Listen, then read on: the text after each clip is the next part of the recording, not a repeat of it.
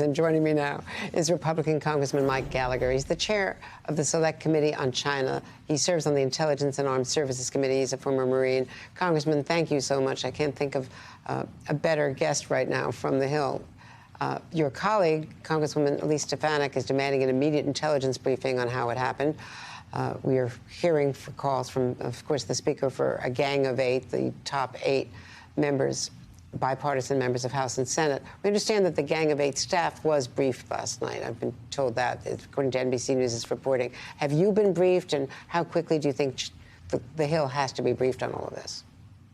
Well, as soon as possible. The logistical problem is I landed back in Wisconsin about the time the story broke, and so it won't be until Monday morning when we're able to get back in a skiff, and I think it's entirely appropriate for the Gang of 8 to meet in the interim period and for us in the intelligence community to really dig into this on Monday evening in a bipartisan fashion. The ranking member of the Select Committee on China, Raja Krishnamoorthi, and I put out a bipartisan statement last night saying this is an infringement on American sovereignty, that we need to push back.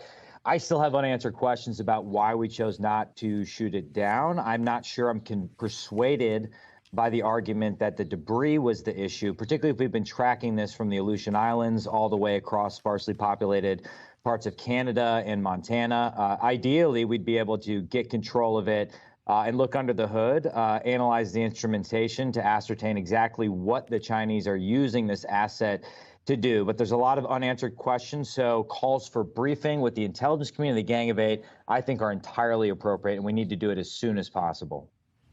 China is saying, of course, that it regrets that a civilian airship, which it claims was used mostly for weather research, strayed into U.S. airspace. The General Ryder made it very clear this is maneuverable. They have control of it. It didn't drift in, and it's not commercial. It's clearly not a weather balloon, correct? Yeah, I don't think we should trust the official narrative from the Chinese Communist Party.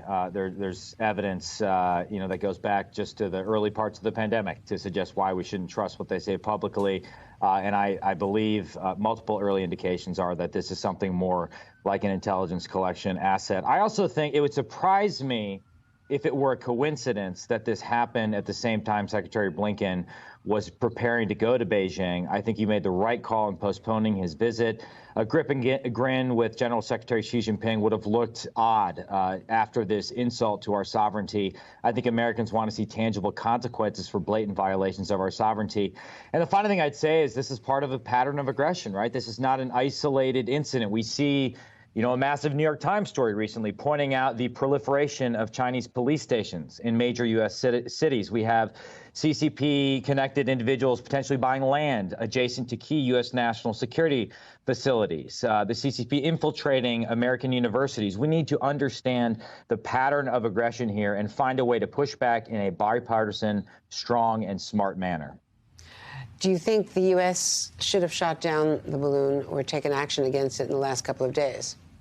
I do, and I do think we could have done that without minimizing the debris. Initially, there's some question as to what altitude. If it was at a super high altitude, it makes it more difficult. My understanding, it was more, from the recent briefing, it was more like 60,000 feet. If there's a way to lower the altitude, partially disable it, and then collect it or gain control of it in order to analyze it without destroying it completely, that to me would be the best option. As a technical matter right now, I don't know if that's possible. We can't simply allow this thing to continue transiting across the United States. And I don't understand the initial indications that we got from the Pentagon that, well, this wasn't that valuable of a intelligence collection asset. Even if that's the case, even if this thing were actually a civilian weather device, we're talking about defending our sovereign airspace. And I don't think the Chinese Communist Party would hesitate to shoot down an American asset that was in their airspace. And indeed, they've shot down U-2 planes in the distant past as well. So we have to do something about it. Doing nothing is not an option.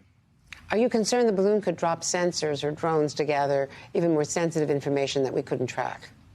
I do. Again, that's why I don't think we should be sanguine about the intelligence collection capability of this asset. I mean, if the IC knows something I don't right now, I want to hear about it. But all the more reason, in my opinion, why we should seek to understand what we're dealing with here. Are we 100% confident that we know what this asset is capable of? And particularly since it's transiting near sensitive nuclear facilities, since it was detected in the vicinity of Malmstrom Air Force Base, which of course is where we have intercontinental ballistic missiles. I think we need to understand exactly what this is. And if Admiral Stavridis is right, as he often is, that we're going to be seeing much more of these types of things in the future, we really need to get an understanding of what we're dealing with. And very briefly, we're apparently about to also approve a new $2 billion package, military package for Ukraine. Are we reaching the point where Republicans are going to be complaining about not having more money for Ukraine, given what Speaker McCarthy and others have said already? Well, I think in the National Defense Authorization Act that passed at the end of last Congress, we got some sensible oversight provisions. We have an inspector general for aid to Ukraine. We have a quarterly reporting requirement for the stockpiles of our key munition systems. And so I think that's a way where we can go to our Republican colleagues that might be more skeptical and say, we're doing responsible oversight of this assistance. I think one thing we need to do on the Select Committee on China is to better tease out the connection between Vladimir Putin and Russia and Xi Jinping and the Chinese Communist Party. I believe we're seeing a de facto alliance against America and our allies here. We've only recently woken up to it, but I think by enhancing our support to the Ukrainians, we can also bolster deterrence when it comes to Taiwan and a potential PLA invasion.